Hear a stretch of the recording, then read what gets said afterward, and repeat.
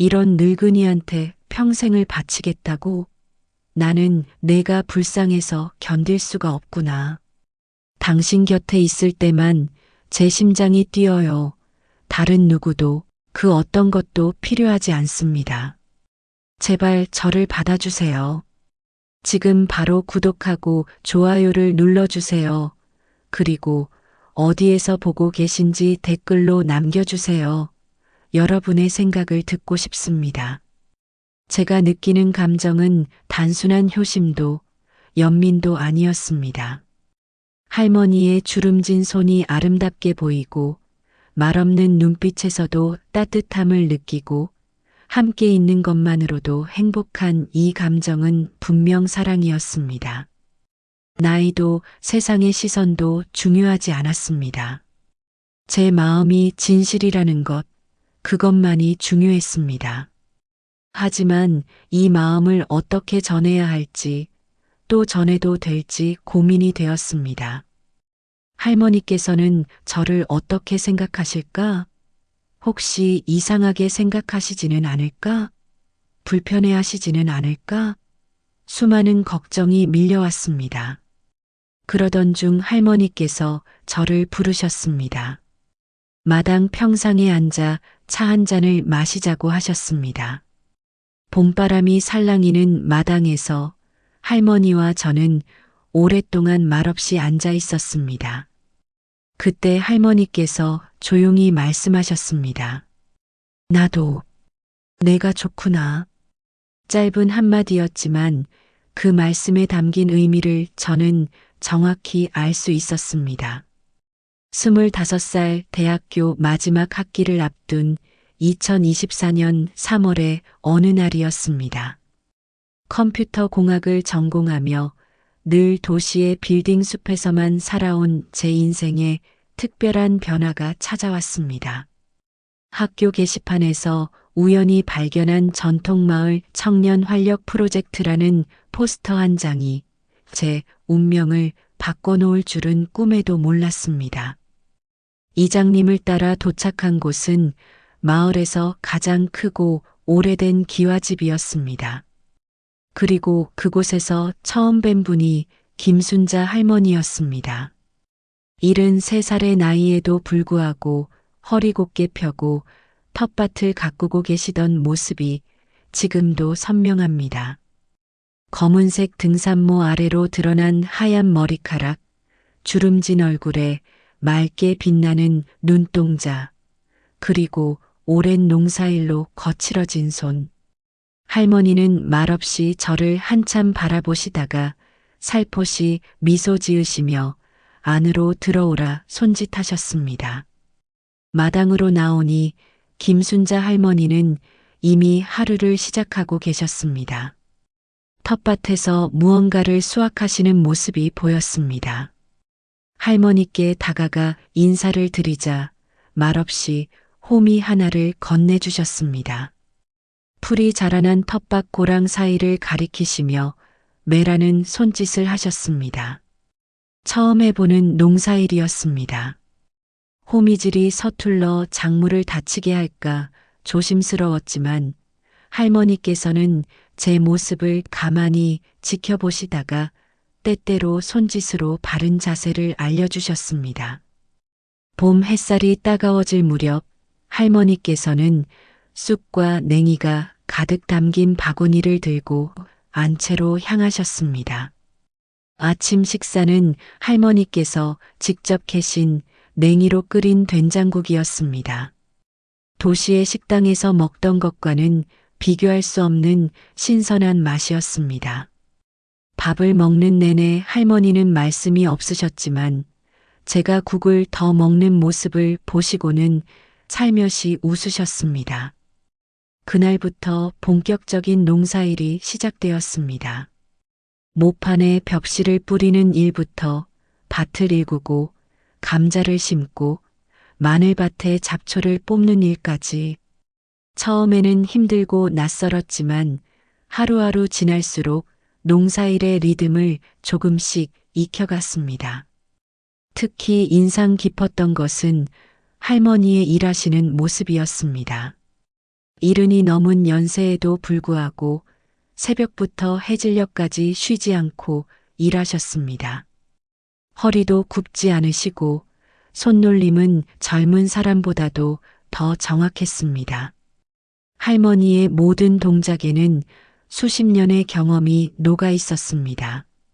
저녁이면 온몸이 쑤시고 손바닥에는 물집이 잡혔습니다. 하지만 이상하게도 불만스럽지 않았습니다. 오히려 뿌듯했습니다. 할머니께서는 제 물집 잡힌 손을 보시더니 그날 저녁 녹차를 다려주셨습니다. 쓴맛이 나는 녹차였지만 할머니의 마음이 전해져 오는 것 같았습니다. 일주일이 지나자 아침 일찍 일어나는 것이 자연스러워졌고 농사일의 기본도 조금씩 알아가게 되었습니다. 할머니와 나누는 말은 여전히 많지 않았지만 손짓과 눈빛만으로도 서로가 무엇을 원하는지 알 수 있게 되었습니다. 말이 없는 침묵 속에서도 따뜻한 교감이 오고 갔습니다. 저녁이면 마당의 평상에 앉아 별을 보았습니다. 도시에서는 결코 볼 수 없었던 무수한 별들이 하늘을 수놓았고 멀리서 들려오는 풀벌레 소리가 평화로운 배경음악이 되었습니다. 할머니는 가끔 제 옆에 조용히 앉으셔서 함께 별을 보셨습니다. 그 순간만큼은 세대 차이도 말이 통하지 않는 어색함도 사라졌습니다. 그저 같은 하늘을 바라보는 두 사람이었을 뿐입니다.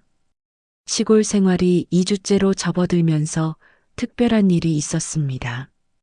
그날도 평소처럼 아침 일찍 일어나 텃밭으로 향했는데 할머니가 보이지 않으셨습니다. 안채로 들어가 보니 방문이 닫혀 있었고 희미한 신음소리가 들렸습니다. 조심스럽게 문을 열어보니 할머니께서 이부자리에 누워 계셨습니다. 관절염이 심하게 도진 것이었습니다. 오랜 농사일로 다른 무릎이 비 오는 날이면 심하게 아프시다는 것을 그제서야 알게 되었습니다. 항상 강인하기만 하셨던 할머니의 아픈 모습을 처음 본 순간 제 마음도 아팠습니다.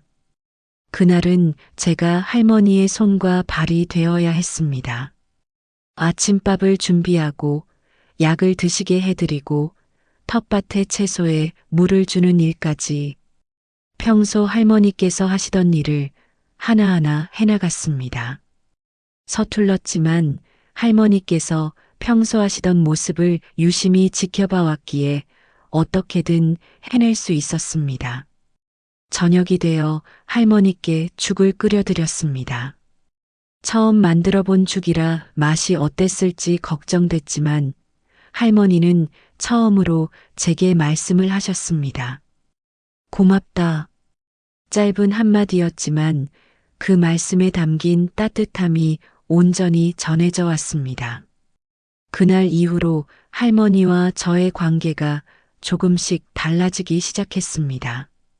할머니께서는 가끔 제게 말씀을 건네시기 시작하셨고 저는 할머니의 삶의 이야기를 조금씩 알게 되었습니다. 20살에 이 마을에 시집 와서 50해 넘게 혼자 농사를 지으며 사셨다는 것, 젊어서 남편을 여의고 홀로 새 아이를 키우셨다는 것, 그리고 도시로 떠난 자식들이 이제는 명절에도 잘 오지 않는다는 것까지 할머니의 이야기를 들으며 깨달았습니다.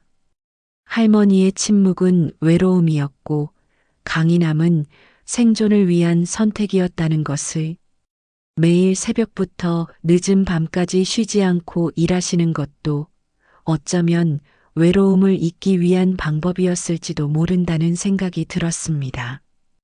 어느 날은 할머니께서 오래된 사진첩을 꺼내 오셨습니다. 젊은 시절의 할머니는 정말 아름다우셨습니다. 까만 머리를 곱게 빗어 넘기고 한복을 입은 채 수줍게 웃고 계신 모습이 인상적이었습니다.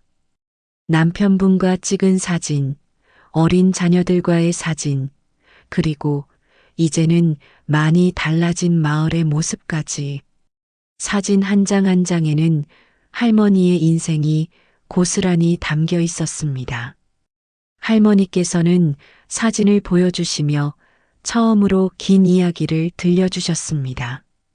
시집 왔을 때의 설렘과 두려움, 남편과의 행복했던 시간들, 그리고 홀로 된 후의 외로움까지.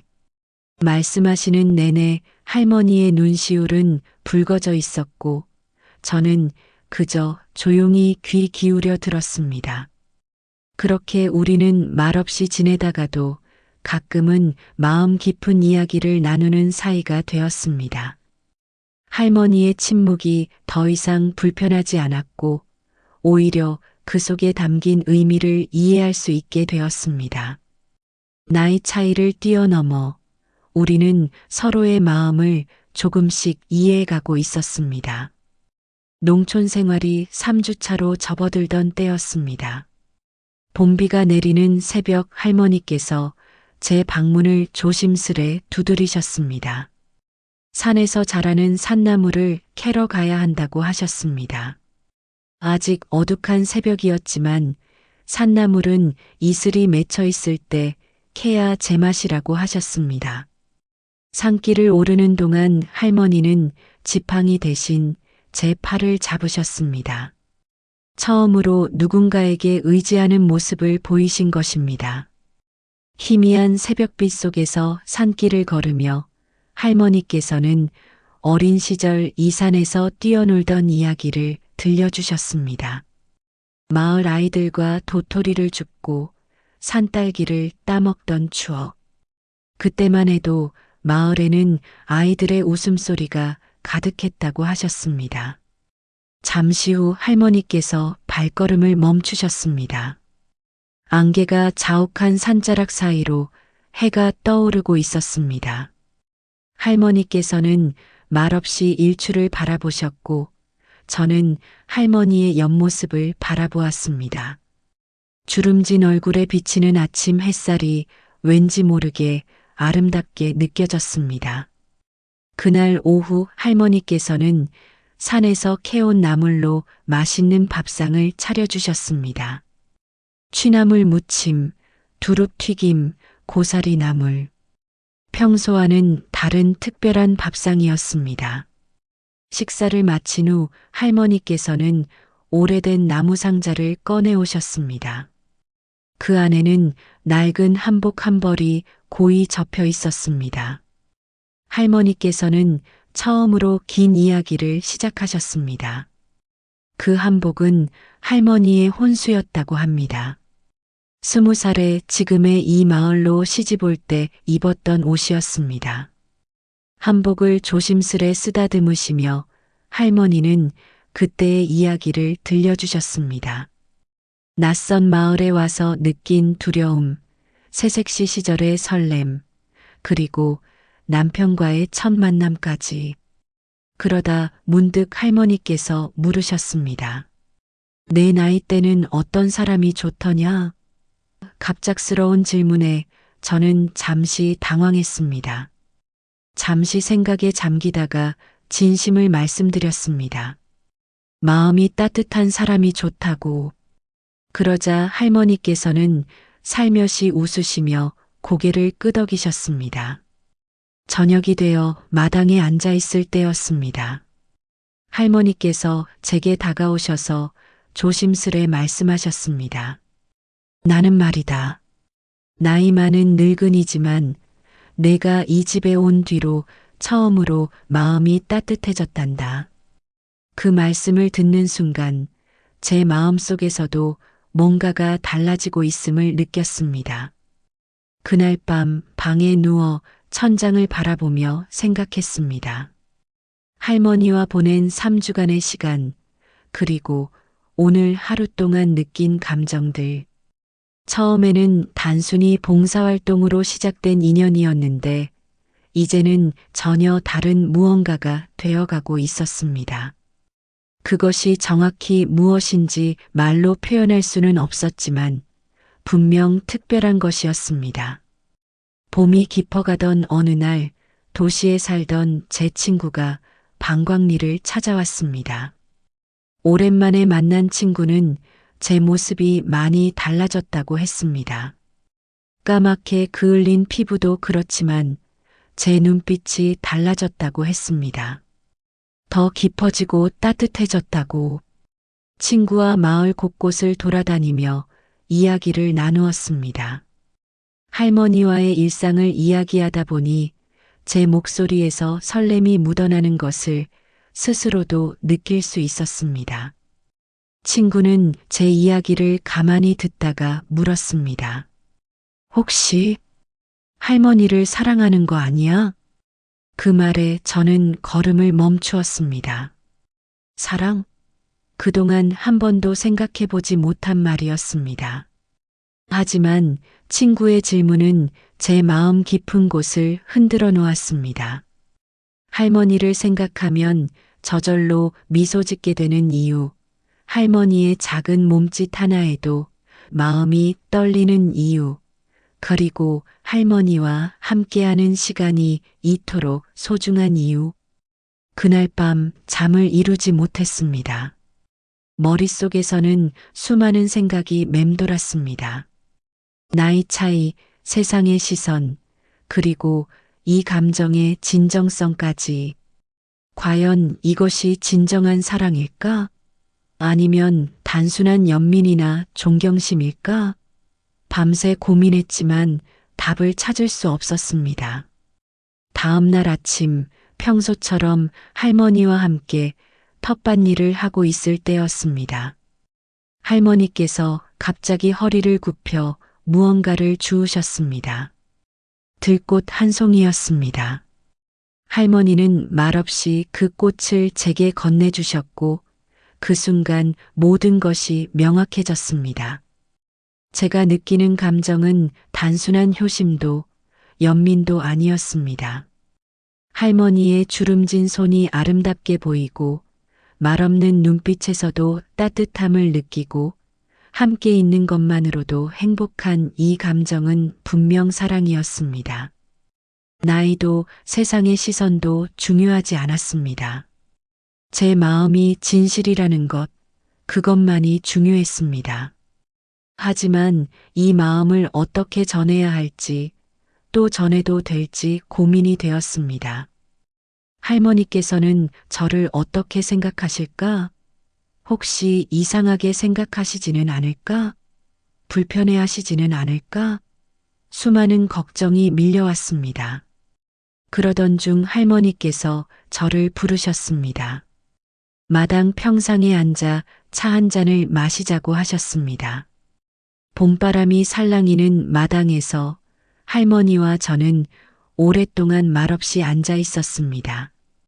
그때 할머니께서 조용히 말씀하셨습니다. 나도 내가 좋구나. 짧은 한마디였지만 그 말씀에 담긴 의미를 저는 정확히 알 수 있었습니다. 서로의 마음을 확인한 후 우리의 일상은 미묘하게 달라졌습니다. 여전히 같은 일을 하고 같은 시간을 보내고 있었지만 모든 순간이 더욱 특별하게 느껴졌습니다. 할머니의 잔주름 하나하나가 더욱 선명하게 보였고 말없는 눈빛에서도 따스한 사랑이 느껴졌습니다. 어느 날 마을 이장님께서 우리의 달라진 분위기를 눈치채신 듯 했습니다. 텃밭에서 일하는 우리를 바라보시던 이장님은 할머니를 따로 불러 이야기를 나누셨습니다. 멀리서 지켜보니 할머니는 고개를 숙이고 계셨고 이장님은 걱정스러운 표정이셨습니다. 그날 저녁 할머니는 평소보다 말씀이 적으셨습니다. 무언가 마음에 걸리는 것이 있으신 듯 했지만 저는 차마 여쭤보지 못했습니다. 밤이 되어 마당에 빨래를 널던 중 할머니께서 조용히 다가오셔서 말씀하셨습니다. 사람들이 우리를 이상하게 볼 거다. 할머니의 말씀에 제 마음도 무거워졌습니다. 우리의 관계를 세상이 어떻게 볼지, 마을 사람들이 어떤 말을 할지 처음으로 현실적인 고민이 밀려왔습니다. 하지만 그때 할머니께서 제 손을 꼭 잡으셨습니다. 주름진 손이었지만 따뜻했습니다.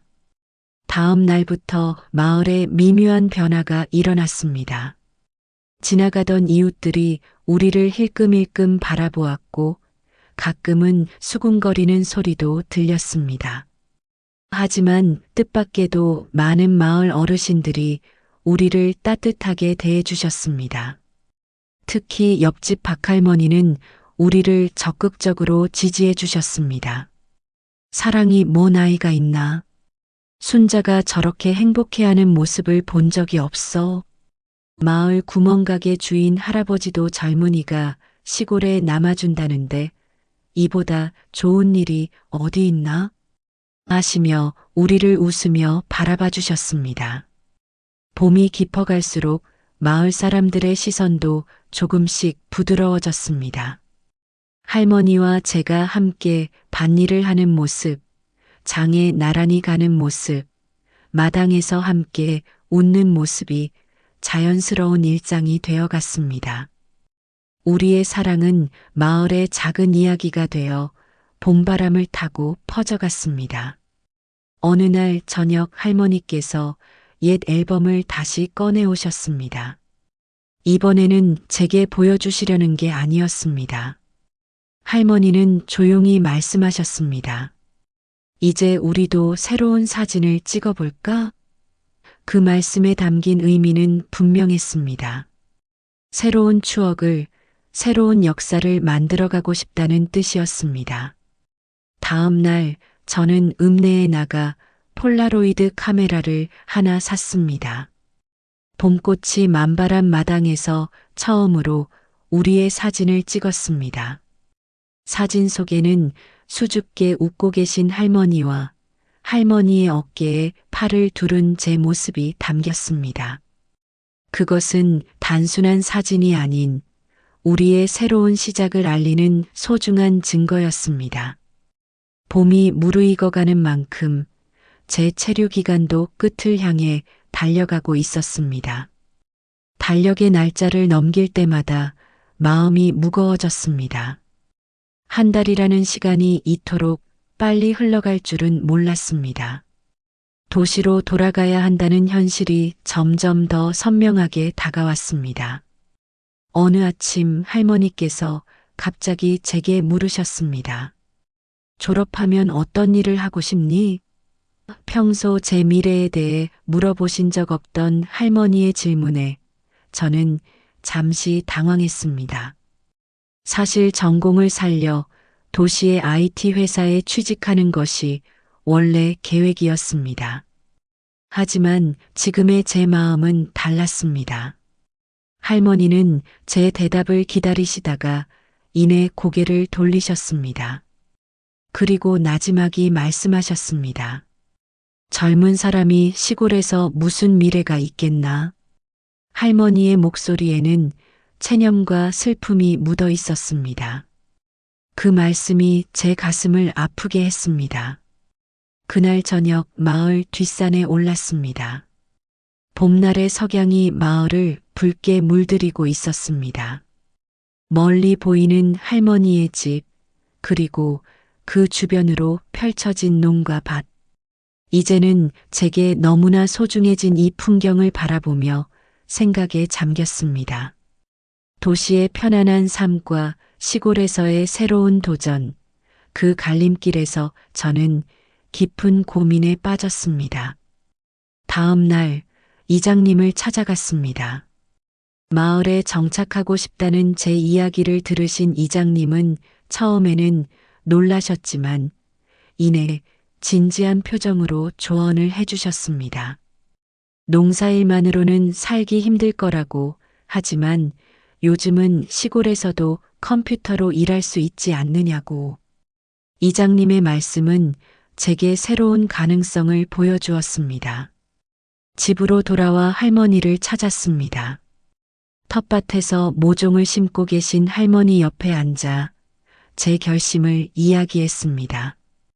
도시의 회사를 다니면서도 이곳에서 살 수 있다고, 농사일도 틈틈이 도울 수 있다고, 그리고 무엇보다 할머니와 함께 있고 싶다고.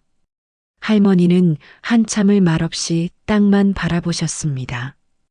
그러다 천천히 일어나 창고로 가셨고 잠시 후 낡은 농기구 하나를 들고 오셨습니다. 할머니의 아버지께서 쓰시던 홈이라고 했습니다. 이제 내 거다. 짧은 한마디였지만 그 말씀에는 깊은 의미가 담겨 있었습니다. 그렇게 우리는 앞으로의 일들을 하나씩 이야기하기 시작했습니다. 제가 도시에 있는 회사를 다니면서 주말마다 내려오는 것으로, 그리고 시간이 지나면 완전히 이곳에 정착하는 것으로. 우리의 계획은 조금은 불완전했고 많은 어려움이 예상되었지만 함께라면 헤쳐나갈 수 있을 것 같았습니다. 날이 저물어갈 무렵 할머니와 함께 마당에 앉아 하늘을 바라보았습니다. 초승달이 떠 있는 하늘에는 별들이 하나둘 모습을 드러내고 있었습니다. 할머니는 제 손을 꼭 잡으시며 말씀하셨습니다. 우리 같이 늙어가자. 그 말씀에 저는 아무 대답도 하지 못했습니다. 다만 할머니의 손을 더욱 단단히 잡았습니다. 우리의 봄은 이제 막 시작되고 있었습니다. 도시에 계신 부모님께 전화를 드렸습니다. 시골에 정착하겠다는 제 이야기를 들으시고 부모님은 한동안 말씀을 잊지 못하셨습니다. 어머니는 걱정스러운 목소리로 물으셨습니다. 거기서 무슨 미래가 있다고? 아버지는 한숨만 깊이 내쉬셨습니다. 다음 날 할머니와 함께 읍내 시장에 갔다가 뜻밖의 손님을 만났습니다. 부모님이 갑자기 찾아오신 것입니다. 시장 골목에서 마주친 순간 어머니의 얼굴이 창백해졌습니다. 할머니와 제가 장바구니를 함께 들고 있는 모습, 서로를 바라보는 눈빛, 그 모든 것이 부모님의 마음을 흔들어 놓은 듯 했습니다. 집으로 돌아와 부모님과 마주 앉았습니다. 어머니는 눈물을 흘리셨고 아버지는 굳은 표정으로 방안을 서성이셨습니다. 컴퓨터 공학을 전공하고 좋은 회사에 취직할 수 있는 아들이 시골에서 농사를 짓겠다는 것도 이해할 수 없는데 나이 많은 할머니와 사랑에 빠졌다는 것은 더욱 받아들일 수 없다고 하셨습니다. 할머니는 그 자리에 없었습니다. 일부러 마당 텃밭으로 나가셔서 일하는 척하고 계셨지만 가끔 안채를 향해 걱정스러운 눈길을 보내시는 것이 보였습니다. 창가에 비친 할머니의 뒷모습이 유난히 외로워 보였습니다. 긴 대화가 이어졌습니다. 제 진심을 전하려 했고 앞으로의 계획도 설명했습니다. 도시의 회사를 다니면서도 이곳에서 살 수 있다는 것, 컴퓨터로 일하는 시대라 시골에서도 얼마든지 가능하다는 것, 그리고 무엇보다 이곳에서 찾은 행복이 제게는 가장 소중하다는 것을. 해가 저물어갈 무렵 어머니가 조용히 마당으로 나가셨습니다. 할머니와 단둘이 이야기를 나누고 싶다고 하셨습니다. 저는 안채에서 초조하게 기다렸습니다. 창밖으로 보이는 두 분의 모습은 마치 오래된 흑백 사진 같았습니다. 한참의 시간이 흐른 뒤 어머니가 돌아오셨습니다. 눈가가 붉어져 있었지만 표정은 한결 부드러워져 있었습니다. 할머니의 마음이 참 따뜻하구나. 어머니의 그 한마디에 굳게 닫혀있던 문이 조금씩 열리는 것을 느낄 수 있었습니다. 아버지는 여전히 완전히 마음을 열지는 못하셨지만 더 이상 강하게 반대하지는 않으셨습니다. 다만 한 가지 조건을 내세우셨습니다. 최소한 1년은 도시에서 직장 생활을 해보라는 것. 그 후에도 같은 마음이라면 인정해주겠다고 하셨습니다. 부모님이 떠나신 후 할머니와 마당 평상에 앉았습니다. 긴 한숨을 내쉬시던 할머니가 말씀하셨습니다. 부모님 말씀이 맞다. 내 인생을 너무 일찍 여기에 묶어두고 싶지 않구나. 하지만 저는 할머니의 손을 꼭 잡고 대답했습니다. 제 인생은 할머니와 함께일 때 가장 빛난다는 걸 이제는 알아요. 밤하늘에 별들이 하나둘 떠오르고 있었습니다. 도시의 불빛에 가려 보이지 않던 별들이 이곳에서는 그토록 선명하게 빛나고 있다는 것이 새삼 특별하게 느껴졌습니다. 우리의 사랑도 그랬습니다. 세상의 편견이라는 불빛에 가려 보이지 않을 것 같았지만 오히려 그 속에서 더욱 선명하게 빛나고 있었습니다. 부모님과의 약속대로 저는 1년간 서울에서 IT 회사를 다녔습니다. 평일에는 도시의 회사원으로, 주말이면 시골의 농부로 살았습니다. 매주 금요일 저녁이면 서울발 마지막 기차를 타고 방광리로 향했고, 월요일 새벽 첫 차를 타고 도시로 돌아갔습니다. 도시와 시골을 오가는 생활은 쉽지 않았습니다. 하지만 할머니를 만나는 순간 모든 피로가 눈 녹듯 사라졌습니다. 할머니는 항상 제가 도착할 시간에 맞춰 된장국을 끓이고 계셨고 제가 좋아하는 나물 반찬을 미리 준비해 두셨습니다. 도시에서의 하루하루는 길게만 느껴졌지만 할머니와 보내는 주말은 순식간에 지나갔습니다.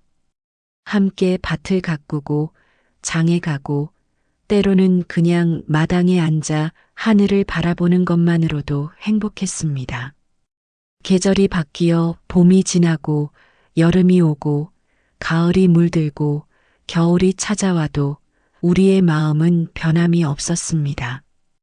약속한 1년이 지나고 부모님은 마침내 우리의 관계를 인정해 주셨습니다. 어머니는 이제 할머니를 친어머니처럼 대하셨고 아버지도 가끔 찾아와 농사일을 도와주셨습니다. 시간이 모든 것을 증명해 주었습니다. 어느 가을날 할머니의 집 마당에서 조촐한 약식 결혼식을 올렸습니다. 마을 어르신들과 가족들만 모신 작은 잔치였습니다. 할머니는 수십 년 전 결혼식 때 입으셨던 한복을 고쳐 입으셨고 저는 어머니가 정성스레 골라주신 옷을 입었습니다. 마을 이장님께서 주례를 서주셨고 옆집 박할머니는 친정어머니처럼 할머니 곁을 지켜주셨습니다. 단풍이 물든 마당에서 우리는 서로를 평생의 반려자로 맞이하는 약속을 했습니다. 할머니의 떨리는 손을 잡고 반지를 끼워드리는 순간 제 눈에서는 뜨거운 눈물이 흘렀습니다. 잔치가 끝나고 객들이 돌아간 후 할머니와 함께 마당 평상에 앉았습니다. 서쪽 하늘에는 붉은 노을이 퍼져 있었고 산자락에서는 풀벌레 소리가 들려왔습니다. 할머니는 조용히 말씀하셨습니다. 이제 정말 평생 함께하는 거다. 그 말씀에 담긴 행복과 걱정이 고스란히 전해져 왔습니다. 할머니의 머리맡에는 우리의 결혼식 폴라로이드 사진이 놓여 있습니다. 그리고 그 옆에는 봄날 처음 찍었던 사진이 나란히 있습니다. 두 장의 사진 속에는 시간의 흐름 속에서도 변치 않는 우리의 사랑이 담겨 있습니다. 나이와 세대를 뛰어넘어 우리는 서로에게 가장 완벽한 동반자가 되었습니다. 이제 결혼한 지 1년이 되어 갑니다. 여전히 저는 도시의 회사를 다니지만 재택 근무가 가능해져서 대부분의 시간을 이곳 방광리에서 보내고 있습니다. 컴퓨터 앞에 앉아 일하다가 창밖을 보면 할머니가 텃밭에서 일하시는 모습이 보입니다. 가끔 저를 향해 손을 흔드시는 모습에 절로 미소가 지어집니다. 우리의 일상은 소소하지만 특별합니다. 아침이면 할머니가 끓여주시는 된장국으로 하루를 시작하고 저녁이면 함께 마당에 앉아 별을 봅니다. 주말에는 함께 농사일을 하고 장날이면 손잡고 시장을 다닙니다. 할머니는 여전히 말씀이 적으시지만 눈빛만으로도 서로의 마음을 읽을 수 있습니다. 결혼 후 할머니는 더욱 건강해지신 것 같습니다. 관절염도 덜 심해지셨고 얼굴에는 항상 웃음이 가득합니다. 마을 사람들은 할머니가 젊어진 것 같다고 합니다. 사랑이 사람을 이렇게 변화시킬 수 있다는 것을 새삼 깨닫습니다. 얼마 전 할머니의 자녀분들이 명절에 찾아왔습니다. 처음에는 어색했지만 시간이 지나면서 그분들도 저를 진심으로 받아들여 주셨습니다. 이제는 제가 할머니를 잘 모시고 있다며 오히려 고마워하십니다. 가족의 의미가 조금씩 새롭게 쌓여가고 있습니다. 우리 부부의 이야기는 이제 마을의 전설이 되었습니다. 세대를 뛰어넘은 사랑, 편견을 이겨낸 용기, 그리고 시간이 증명해준 진심. 가끔 도시에서 취재 요청도 오지만 우리는 조용히 살아가는 것을 선택했습니다. 우리의 사랑은 거창한 미디어의 주목보다 이렇게 소박한 일상 속에서 더욱 빛나기 때문입니다. 할머니와 저는 매일 밤 내일의 계획을 이야기합니다. 텃밭에 무엇을 심을지, 마당에 어떤 꽃을 가꿀지, 다음 주말에는 어디를 가볼지. 비록 먼 미래를 약속할 수는 없지만 하루하루를 소중하게 만들어가고 있습니다. 오늘도 마당 평상에 앉아 봄밤의 별을 바라봅니다. 할머니는 제 어깨에 기대어 주무시고 계십니다. 주름진 얼굴은 달빛 아래 더욱 고요하고 아름답습니다. 멀리서 들려오는 풀벌레 소리, 달빛에 반짝이는 이슬, 그리고 할머니의 잔잔한 숨소리가 어우러져 평화로운 세상을 만들어냅니다. 1년 전 봄, 우연히 찾아온 이 마을에서 저는 인생의 가장 큰 선물을 받았습니다. 나이와 세대를 뛰어넘어 진정한 사랑이 무엇인지 가르쳐 주신 할머니. 우리의 봄날은 지금도 계속되고 있습니다. 꽃이 피고 지는 것처럼 우리의 사랑도 계절을 따라 자연스럽게 흘러갈 것입니다. 그것이 바로 우리가 선택한 행복입니다. 두 번째 사연입니다. 저는 35의 나이에 모든 것을 내려놓고 제주도로 왔습니다. 성수동의 유명 사진관을 운영하던 제가 하루아침에 모든 것을 정리하고 제주 구자읍의 작은 마을로 이주를 결정한 것은 어쩌면 운명이었는지도 모릅니다. 그날도 서울의 스튜디오에서 광고 촬영을 끝내고 막 귀가하려던 참이었습니다. 우연히 잡지를 넘기다 본 제주 해녀의 흑백 사진 한 장이 제 인생을 완전히 바꿔놓았습니다. 주름진 얼굴에 담긴 깊은 이야기, 거친 파도와 맞서는 강인함, 그리고 그 속에 감춰진 여성으로서의 섬세함까지. 한 장의 사진이 담아낸 이야기는 저를 깊이 매료시켰습니다. 일주일 후 제주 해녀 다큐멘터리 프로젝트를 위해 구자읍 종달리에 도착했습니다. 푸른 바다가 눈앞에 펼쳐진 작은 마을이었습니다. 바닷가 작은 카페에서 마을 이야기를 들으려 커피를 마시던 중 처음 문영자 해녀를 만났습니다.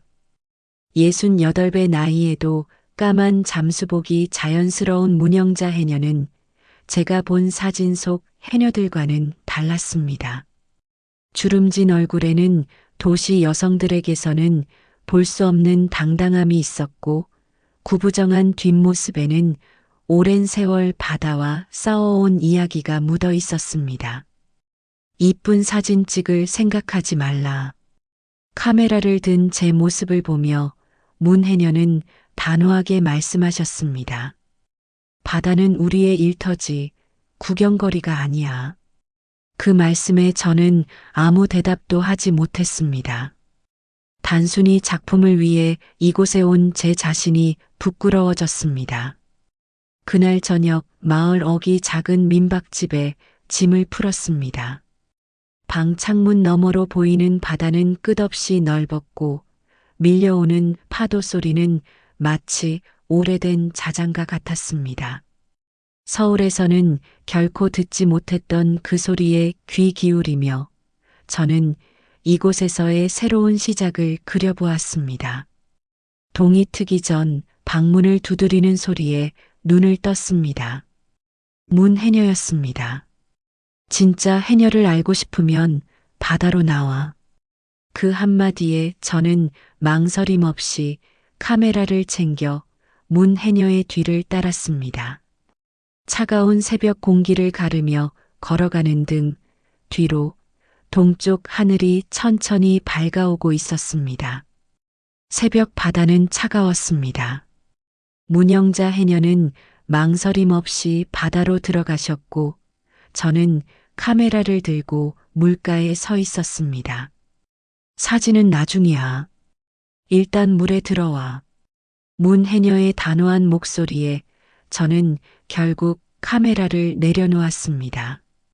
차가운 물이 발목을 적시고 무릎을 지나 허리까지 올라왔습니다.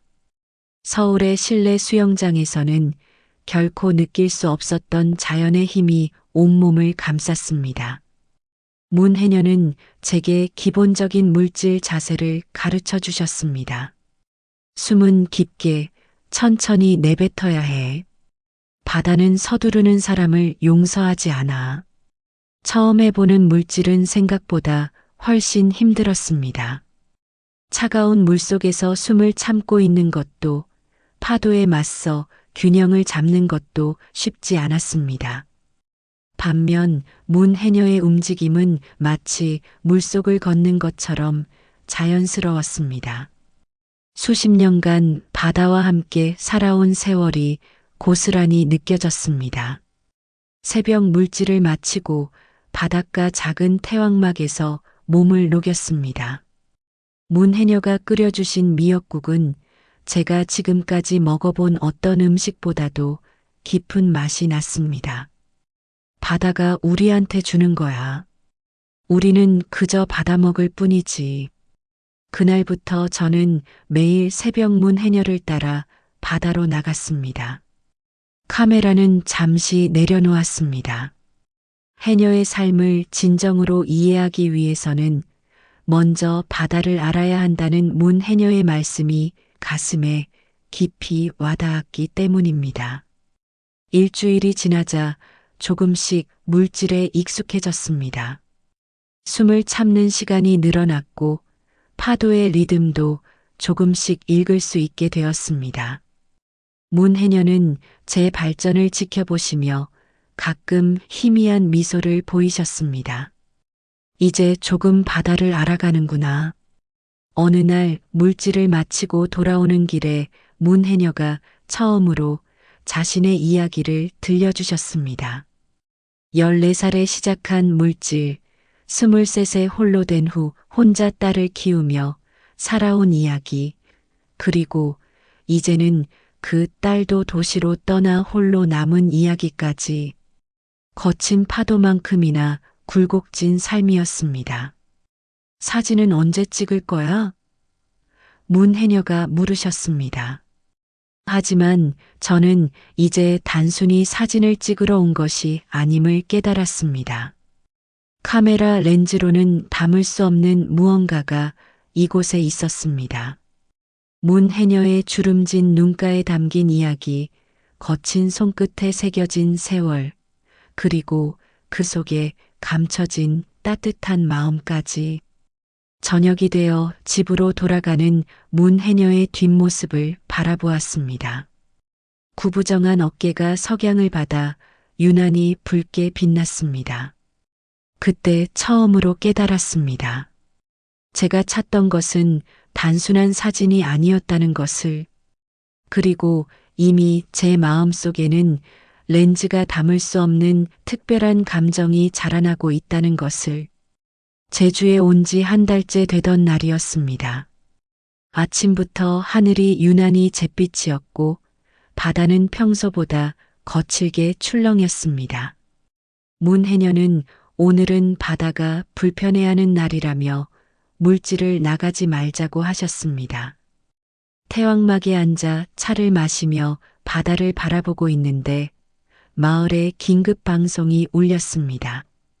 태풍이 예상보다 빨리 북상하고 있다는 소식이었습니다. 문해녀는 서둘러 일어나셨습니다. 바다에 있는 우리 그물들을 걷어야 해. 거센 파도를 뚫고 그물을 걷는 작업은 위험해 보였습니다. 저는 문해녀를 말리려 했지만 그분은 단호하셨습니다. 저 그물은 우리 마을 해녀들의 한 달 생계야. 포기할 수 없어. 결국 저도 함께 바다로 들어갔습니다. 차가운 물속에서 그물을 걷는 동안 파도는 점점 더 거세졌습니다. 문해녀의 숨소리가 평소보다 가빠진 것이 느껴졌습니다. 마지막 그물을 걷어 올리던 순간이었습니다. 갑자기 들이닥친 큰 파도에 문해녀가 균형을 잃으셨습니다. 순간적으로 문해녀의 손을 잡았습니다. 서울에서의 수영 경험이 도움이 되었습니다. 거센 조류를 거슬러 힘겹게 해안가로 헤엄쳐 왔습니다. 문해녀의 차가운 손이 제 손을 꼭 잡고 있었습니다. 간신히 태왕막에 도착했을 때 문해녀는 이미 온몸이 얼어 있었습니다. 저는 서둘러 담요를 가져와 문해녀를 감싸고 따뜻한 차를 끓였습니다. 떨리는 손으로 차를 건네며 걱정스레 상태를 살폈습니다. 걱정하지 마. 문해녀가 희미하게 웃으며 말씀하셨습니다.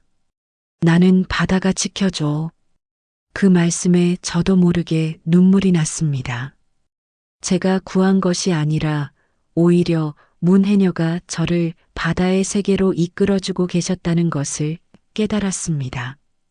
태풍이 몰아치는 동안 우리는 태왕막에 머물렀습니다. 문해녀는 오랜 시간 바다와 함께한 이야기를 들려주셨습니다. 때로는 거칠고 때로는 자애로운 바다. 그것은 마치 문해녀 자신을 설명하는 것 같기도 했습니다. 빗소리가 잦아들 무렵 문해녀가 제 손을 잡으셨습니다. 거칠고 주름진 손이었지만 그 온기만큼은 세상 어떤 것보다도 따뜻했습니다. 고마워. 짧은 한마디였지만 그 말 속에는 깊은 의미가 담겨 있었습니다. 그날 밤 집으로 돌아가는 길에 하늘에는 별들이 총총 떠 있었습니다. 태풍이 지나간 자리에 찾아온 고요함 속에서 제 마음 속에도 무언가가 분명해지고 있었습니다. 나이도 배경도 살아온 세상도 다르지만 문해녀에 대한 제 마음은 분명 특별했습니다. 그것이 사랑이라는 것을 인정하기까지는 아직 시간이 필요했지만 이미 제 마음은 알고 있었습니다. 태풍이 지나간 후 마을의 일상이 조금씩 달라졌습니다. 제가 문영자 해녀를 구했다는 소식이 마을에 퍼지면서 다른 해녀들도 저를 다르게 대해주기 시작했습니다. 더 이상 저를 단순한 외지인으로 보지 않았습니다. 아침 물질이 끝나면 해녀들은 자연스럽게 저를 그들의 수다 자리로 초대했습니다. 그곳에서 제주 해녀들의 진짜 이야기를 듣게 되었습니다. 바닷속 길 찾는 법, 물살의 방향 읽는 법, 그리고 전설처럼 내려오는 오래된 해녀들의 이야기까지. 그들의 이야기 속에는 늘 문영자 해녀가 중심에 있었습니다. 영자 언니는 우리 마을의 자존심이야. 한 해녀가 말했습니다. 남편 잃고 혼자 딸 키우면서도 한 번도 흔들린 적이 없었지. 다른 해녀는 그 세월 동안 얼마나 많은 청혼을 받았는지 몰라. 하지만 평생 바다만 바라보며 살았어. 라고 덧붙였습니다. 문 해녀의 삶을 알아갈수록 제 마음속의 감정도 깊어졌습니다. 이제는 단순한 존경심이 아니었습니다. 문 해녀의 꼿꼿한 뒷모습에서 아름다움을 발견하고 거친 손끝에서 따스함을 느꼈습니다. 카메라를 들 때마다 자연스럽게 문 해녀를 향했고 렌즈 너머로 보이는 그분의 모습은 한 폭의 그림 같았습니다. 어느 날 문 해녀가 제게 특별한 제안을 하셨습니다. 이제 내 숨이 제법 길어졌으니 진짜 바닷속을 보여주고 싶구나. 물질 도중 문 해녀를 따라 평소보다 더 깊은 바다로 들어갔습니다. 그곳에는 제가 몰랐던 새로운 세상이 펼쳐져 있었습니다. 파도 소리가 잦아든 깊은 바닷속은 놀라울 만큼 고요했습니다. 문 해녀는 마치 물속을 걷듯 자연스럽게 움직였고 저는 그 뒤를 따랐습니다. 햇빛이 물속으로 스며들어 만드는 빗줄기 사이로 문 해녀의 실루엣이 마치 신비로운 생명체처럼 보였습니다. 수면 위로 나왔을 때 문 해녀가 제게 말씀하셨습니다. 이게 우리의 세상이야. 아름답지? 그 말씀에 저는 고개를 끄덕였습니다. 하지만 제가 본 진정한 아름다움은 바닷속 풍경이 아닌 이 세계와 하나가 된 문 해녀의 모습이었습니다. 그날 저녁 태왕막에서 우리는 평소보다 오래 이야기를 나눴습니다. 문 해녀는 처음으로 제게 깊은 속마음을 털어놓으셨습니다. 나는 평생 바다를 사랑해왔어. 하지만 가끔은 외로웠지. 누군가와 이 아름다움을 나누고 싶었는데 내가 처음이구나. 그 말씀을 듣는 순간 제 마음속에서 무언가가 울렸습니다. 파도 소리처럼 깊고 바닷속처럼 고요한 감정이었습니다. 문 해녀를 바라보는 제 시선이 달라졌다는 것을 스스로도 느낄 수 있었습니다. 이제 저는 단순한 관찰자가 아닌 그분의 세계에 깊이 빠져들고 있었습니다. 서울에서 연락이 왔습니다. 제가 찍은 해녀 사진들이 큰 관심을 받고 있다며 사진전을 열자는 제안이었습니다. 갤러리 큐레이터는 특히 문영자 해녀를 찍은 사진들에 큰 감동을 받았다고 했습니다. 사진 속에 사랑이 담겨 있다는 말에 제 심장이 빠르게 뛰기 시작했습니다. 처음으로 제 감정을 정면으로 마주하게 된 순간이었습니다. 사진들을 다시 보니 그동안 제 마음이 모든 순간을 담아내고 있었다는 것을 깨달았습니다. 물질하는 문 해녀의 뒷모습, 석양에 젖은 주름진 미소, 그물을 손질하는 거친 손끝까지 모든 사진에는 제 마음이 고스란히 새겨져 있었습니다. 갤러리 측에서는 제가 서울로 돌아와 전시회 준비를 해주길 원했습니다.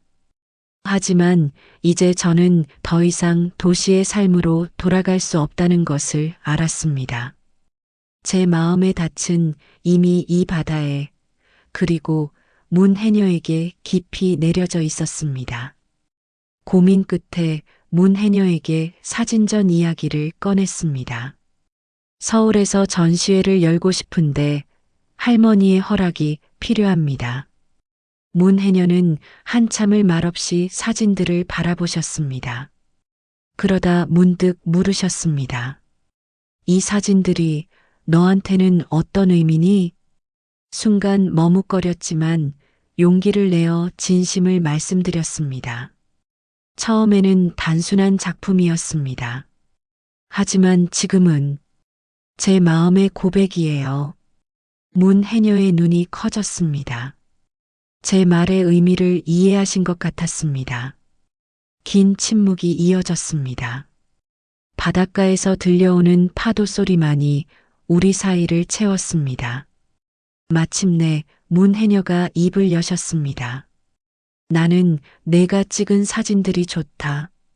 내 모습이 아니라 내 마음이 보이니까. 그 말씀에 제 눈시울이 붉어졌습니다. 다음 날 해녀들의 수다 자리에서 한 해녀가 제게 물었습니다. 젊은 양반이 우리 영자 언니한테 마음이 있다면서? 놀라서 고개를 들어보니 모두가 따뜻한 눈으로 저를 바라보고 있었습니다. 영자 언니도 널 특별히 생각하는 것 같더라. 다른 해녀의 말에 모두가 고개를 끄덕였습니다. 그날 저녁 혼자 바닷가를 걸으며 생각했습니다. 35의 도시 사진작가와 68배 해녀. 너무나 다른 세계에서 살아온 우리였지만 이제는 같은 바다를 바라보고 있었습니다. 나이도 배경도 중요하지 않았습니다. 중요한 것은 오직 제 마음의 진실뿐이었습니다. 달빛이 바다에 긴 빗줄기를 만들어내고 있었습니다. 카메라를 들어 그 순간을 담으려다 문득 멈췄습니다. 이제는 더 이상 렌즈 너머로 세상을 바라보고 싶지 않았습니다. 있는 그대로의 순간을, 있는 그대로의 감정을 느끼고 싶었습니다. 그리고 그 마음을 문해녀에게 전하고 싶었습니다. 그날은 평소와 다름없는 아침이었습니다. 하지만 마을 회관 앞에 모인 해녀들의 표정이 심상치 않았습니다.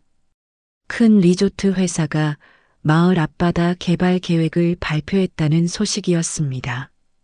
수백 년간 해녀들의 삶의 터전이었던 바다가 사라질 위기에 처한 것입니다. 문영자 해녀는 평소와 달리 굳은 표정이었습니다. 이 바다는 우리의 어머니이자 스승이야. 돈 받고 팔 수 있는 게 아니야. 하지만 마을 이장은 개발이 불가피하다고 했습니다. 젊은이들이 떠나가는 마을에 새로운 활력이 필요하다는 이유였습니다. 그때 제가 할 수 있는 일이 무엇일지 고민했습니다. 사진작가로서의 경험을 살려 해녀들의 삶과 바다의 가치를 세상에 알려야겠다고 결심했습니다. 서울의 언론사들에 연락했고 해녀들의 이야기를 기사화하기로 했습니다. 며칠 동안 밤을 새워가며 작업했습니다. 그동안 찍은 사진들과 새로 촬영한 영상들로 다큐멘터리를 만들었습니다. 문해녀를 중심으로 한 해녀들의 일상, 그들이 지켜온 바다의 생태계, 그리고 그 속에 담긴 무형의 가치들을 담아냈습니다.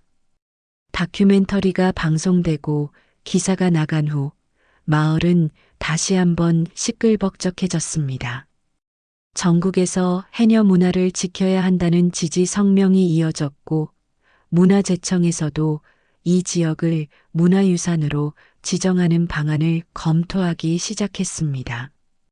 그 과정에서 문해녀와 저는 더욱 가까워졌습니다. 밤늦게까지 이어지는 회의에서 서로를 지지했고 힘든 순간마다 서로에게 위로가 되어 주었습니다. 문해녀는 제게 말씀하셨습니다. 젊은 사람이 우리 해녀의 마음을 이렇게 잘 알아주다니.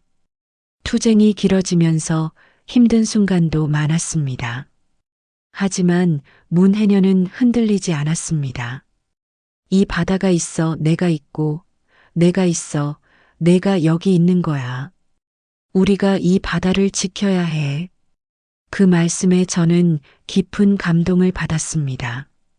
마침내 개발 회사가 계획을 철회했다는 소식이 들려왔습니다.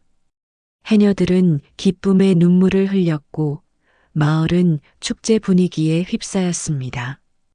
그날 밤 바닷가에서 작은 잔치가 벌어졌습니다. 달빛 아래 모닥불을 피워놓고 해녀들은 오래된 해녀 노래를 불렀습니다. 문해녀가 제 옆에 조용히 앉으셨습니다. 말없이 바다를 바라보던 그분이 조용히 말씀하셨습니다. 이제 내가 우리의 바다도 지켜주고 우리의 이야기도 지켜주는구나. 그 순간 저는 확신할 수 있었습니다. 제가 이곳에 온 것은 운명이었다는 것을. 단순한 사진작가로 왔지만 이제는 이 바다와 해녀들의 삶을 지키는 가 되었다는 것을. 그리고 무엇보다 문영자 해녀에 대한 제 마음이 진정한 사랑이라는 것을. 바다를 지키고 난 후 마을의 일상이 다시 돌아왔습니다. 하지만 제 마음은 이전과 달랐습니다. 더 이상 이 감정을 숨기고 싶지 않았습니다. 문영자 해녀에 대한 제 마음을 제대로 전해야겠다고 결심했습니다. 먼저 해녀회관을 찾았습니다. 오랜 세월 문해녀와 함께 바다를 지켜온 해녀들에게 제 마음을 털어놓았습니다. 할머니들의 허락을 구하고 싶습니다. 제가 문영자 해녀를 진심으로 사랑합니다. 처음에는 깊은 침묵이 흘렀습니다. 그러다 최고령 해녀이신 강술랑 할머니께서 먼저 입을 여셨습니다. 우리가 바다에서 배운 게 있다면 진심은 결코 숨길 수 없다는 거야. 내 눈에 담긴 진심이 보이는구나. 다른 해녀들도 하나둘 지지의 뜻을 보여주셨습니다. 영자는 평생 홀로 살면서 바다만 바라봤어. 이제는 그도 행복할 자격이 있지. 나이가 중요한 게 아니야. 서로를 이해하고 존중하는 마음이 중요한 거지. 용기를 얻어 문해녀를 찾아갔습니다. 그날따라 바다는 유난히 잔잔했고 하늘은 맑았습니다. 태왕막에서 그물을 손질하고 계신 문해녀 앞에 무릎을 꿇었습니다. 처음 이곳에 왔을 때 저는 단순히 사진을 찍으러 온 사람이었습니다.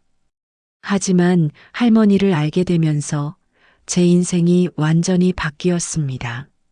할머니의 강인함, 따뜻함, 그리고 바다를 사랑하는 마음까지 모든 것이 제게는 특별합니다. 말을 이어갔습니다. 나이도 다르고 살아온 세상도 다르지만 제 마음만큼은 진심입니다.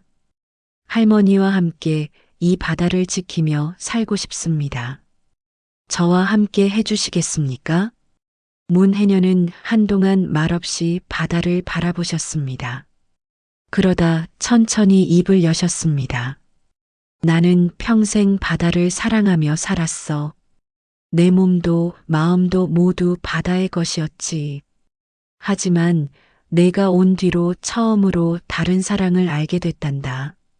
눈시울을 붉히며 문해녀가 말을 이었습니다. 나이 많은 해녀를 사랑한다고 하니 내가 안쓰럽기도 하구나.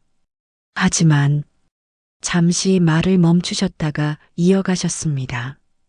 나도 더 이상 이 마음을 부정할 수 없을 것 같구나.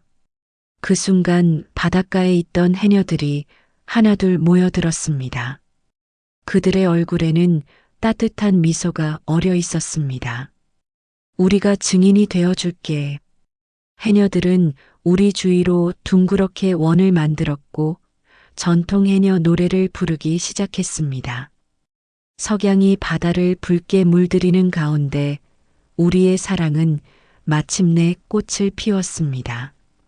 해녀들의 노랫소리, 바다의 속삭임, 그리고 우리의 떨리는 마음이 하나가 되어 잔잔한 물결을 만들어냈습니다. 서울에 있는 가족들에게 연락을 했습니다. 제주도의 해녀와 결혼하겠다는 제 이야기에 부모님은 한동안 말씀을 잊지 못하셨습니다. 미쳤니? 나이 차이가 30년이 넘는 사람과 어떻게 살겠다는 거야? 아버지의 목소리는 떨렸고 어머니는 전화기 너머로 흐느끼는 소리가 들렸습니다. 갤러리 동료들의 반응도 차가웠습니다. 작품을 위한 몰입은 좋지만 이건 너무 극단적이야. 뉴욕에서 전시 제안도 들어오고 있는데 이대로 제주도에 묻히겠다는 거야? 오랜 친구들마저 제가 일시적인 감정에 휩쓸린 거라며 만류했습니다. 문혜녀는 제 고민을 알아채셨는지 먼저 말씀하셨습니다. 가족의 반대가 크구나. 내 앞길을 막고 싶지는 않아. 하지만 저는 확고했습니다. 제 인생에서 가장 진실된 선택입니다. 할머니와 함께하는 이곳에서의 삶이 제게는 최고의 성공이에요. 결국 부모님이 제주도로 내려오셨습니다. 처음 문혜녀를 마주하신 부모님의 표정은 복잡했습니다. 하지만 문혜녀는 흔들림 없이 부모님을 맞이하셨습니다. 아들을 잘 키우셨습니다. 이렇게 순수한 영혼을 가진 사람은 처음입니다. 며칠간 부모님은 우리의 일상을 지켜보셨습니다. 새벽 물질을 나가는 모습, 함께 바닷가를 거닐며 이야기하는 모습, 서로를 바라보는 눈빛까지. 특히 어머니는 문혜녀가 제게 보여주시는 깊은 애정과 지혜에 조금씩 마음을 열어가셨습니다. 마지막 날 어머니가 문혜녀의 손을 잡으셨습니다. 처음에는 이해할 수 없었어요. 하지만 이제 알겠어요. 우리 아들이 왜 이곳을 떠나지 못하는지. 아버지도 비로소 작은 미소를 보이셨습니다. 아들이 이렇게 행복해하는 모습은 처음이네요. 서울로 돌아가시는 부모님을 배웅하며 어머니가 마지막으로 당부하셨습니다. 서로 잘 의지하며 살아라. 그리고 자주 연락해다오. 그 말씀에 담긴 걱정과 사랑이 느껴졌습니다. 해가 저무는 바닷가에 서서 문혜녀와 이야기를 나눴습니다. 이제 정말 시작인가 봅니다. 문혜녀는 잔잔히 미소 지으셨습니다. 우리에겐 이미 든든한 동반자가 있잖아.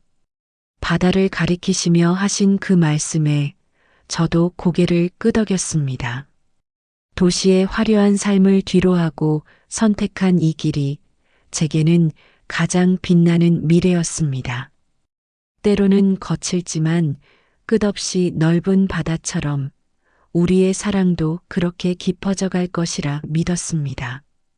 우리의 결혼식은 제주도의 전통과 현대적 감각이 어우러진 특별한 날이었습니다. 해녀들의 전통 의식과 현대식 결혼식을 접목시켜 세상에 단 하나뿐인 예식을 준비했습니다. 식은 해녀들이 늘 물질을 나가는 새벽에 시작되었습니다. 동틀 무렵 문해녀와 저는 전통 해녀복을 입고 바다에 들어갔습니다. 해녀회의 전통에 따라 새로운 가족이 되는 사람은 반드시 바다의 축복을 받아야 한다는 오랜 관습이었습니다. 차가운 새벽 바다에서 우리는 함께 물질을 했습니다. 다른 해녀들도 모두 잠수복을 입고 함께 했습니다. 수면 위로 들려오는 해녀들의 숨비소리는 마치 축복의 노래 같았습니다. 문 해녀는 제게 특별한 전복 하나를 건네주셨습니다. 우리의 인연을 바다가 점지해 준 거야. 해가 떠오를 무렵 바닷가에서 본격적인 결혼식이 시작되었습니다. 제주 전통 홀레복을 입은 우리 앞에는 해녀 회장님이 주례를 서셨습니다. 평생 바다를 삶의 터전으로 살아온 해녀의 딸로서 이제는 새로운 인연을 맺게 된다는 의미 깊은 말씀을 해주셨습니다. 서울에서 내려온 하객들은 처음 보는 광경에 놀란 듯 했지만 이내 감동의 눈물을 흘렸습니다. 특히 어머니는 문해녀의 제주 전통 홀레복 차림을 보시곤 우아하고 고귀하다며 연신 감탄하셨습니다. 예식 후에는 해녀회관에서 잔치가 벌어졌습니다. 해녀들이 직접 잡은 해산물로 차린 음식들, 제주 전통 민요와 서울에서 온 축하 공연이 어우러졌습니다. 도시와 바다, 현대와 전통이 자연스럽게 하나가 되는 순간이었습니다. 잔치 중간에 문해녀가 갑자기 일어나셨습니다. 처음으로 대중 앞에서 긴 이야기를 하셨습니다. 평생 바다만 보고 살았는데 이제는 바다보다 더 깊은 사랑을 알게 되었습니다. 그 말씀에 모든 하객들이 뜨거운 박수를 보냈습니다. 해질 무렵 우리는 다시 바닷가로 나왔습니다. 이번에는 제가 준비한 깜짝 이벤트였습니다. 그동안 찍어온 문해녀의 사진들을 바닷가 절벽에 프로젝션 매핑으로 상영했습니다. 거친 바위에 투사된 문해녀의 모습은 마치 바다의 여신 같았습니다. 마지막 사진은 제가 가장 아끼는 작품이었습니다. 물질을 마치고 올라오는 문해녀의 뒷모습이었는데 석양에 물든 바다가 그분을 황금빛 후광으로 감싸고 있었습니다. 그 사진을 보며 문해녀가 속삭이셨습니다. 이제 내 인생의 가장 아름다운 순간이 시작되는구나. 밤이 되어 하객들이 돌아간 후 우리는 조용히 바닷가를 거닐었습니다. 달빛은 잔잔한 물결 위에서 춤추고 있었고 멀리서 들려오는 파도 소리는 우리를 위한 자장가 같았습니다. 문해녀가 제 손을 꼭 잡으셨습니다. 그 손길에서 저는 앞으로의 모든 날들이 오늘처럼 특별할 것이라는 확신을 느꼈습니다. 결혼한 지 1년이 지났습니다. 저는 여전히 사진작가로 활동하고 있지만 이제는 제주 해녀 문화를 세계에 알리는 일에 집중하고 있습니다. 문해녀는 여전히 바다로 나가시지만 요즘은 제가 물질하는 법을 가르치는 일에도 많은 시간을 보내십니다. 우리의 일상은 바다처럼 깊고 평화롭습니다. 새벽이면 함께 일어나 물질을 나가고 저녁이면 태왕막에 앉아 하루를 이야기합니다. 주말에는 서울에서 내려온 부모님과 함께 제주의 봄날을 즐깁니다. 어머니는 이제 문해녀에게 제주 요리를 배우시며 새로운 어머니와 딸의 관계를 만들어가고 계십니다. 얼마 전 국제 다큐멘터리 영화제에서 제가 만든 해녀 다큐멘터리가 상을 받았습니다. 시상식장에서 제가 가장 먼저 한 말은 제 아내는 제주의 바다이자 제 인생의 스승입니다였습니다. 그날 밤 문해녀는 처음으로 제게 세상에서 가장 행복한 순간이라고 말씀하셨습니다. 우리 집 거실 벽에는 특별한 사진들이 걸려 있습니다. 문해녀가 처음 물질을 가르쳐 주시던 날의 사진, 태풍이 지나간 후 서로를 부둥켜 안았던 날의 사진, 그리고 결혼식 날 새벽 바다에서 찍은 사진까지 각각의 순간들이 우리의 사랑을 완성해가는 조각들이었습니다. 마을 사람들은 우리를 바다가 맺어준 인연이라고 부릅니다. 35살의 도시 사진작가와 68살의 해녀 사이에 피어난 사랑이 이제는 마을의 자랑이 되었습니다. 가끔 다른 마을에서 구경하러 오시는 분들도 있지만 우리에게는 그저 평범한 일상일 뿐입니다. 문해녀는 요즘 들어 더 자주 웃으십니다. 특히 제가 물질하는 모습을 보실 때면 까르르 웃음을 터뜨리시는데 그 모습이 마치 소녀 같습니다. 늙은 해녀가 이렇게 행복해도 되나 하시면서도 행복한 미소를 감추지 못하십니다. 우리는 매일 저녁해지는 바다를 바라봅니다. 문해녀는 자주 말씀하십니다. 이 바다가 없었다면 우리는 만나지 못했을 거야. 그러니 이 바다에 늘 감사해야 해. 저는 그럴 때마다 문해녀의 거친 손을 꼭 잡습니다. 그리고 속삭입니다. 바다보다 더 깊은 당신의 마음에 감사합니다. 세상 사람들은 우리의 나이 차이를 이야기하지만 우리에게 나이는 중요하지 않습니다. 중요한 것은 서로를 이해하고 존중하는 마음, 그리고 함께 나누는 일상의 행복입니다. 문해녀가 늘 말씀하시듯 진정한 사랑은 나이를 초월하는 것이니까요. 이제 우리는 새로운 꿈을 꾸고 있습니다. 젊은 세대들에게 해녀 문화의 아름다움을 전하는 것, 그리고 우리처럼 편견 없는 사랑을 나누는 것. 그것이 바로 바다가 우리에게 준 사명이라고 믿습니다. 오늘도 마당에 앉아 별을 보며 생각합니다. 때로는 거칠지만 끝없이 넓은 바다처럼 우리의 사랑도 그렇게 영원할 것이라고. 문해녀의 잔잔한 숨소리를 들으며 저는 다시 한번 확신합니다. 이것이 바로 제가 찾던 진정한 행복이라는 것을.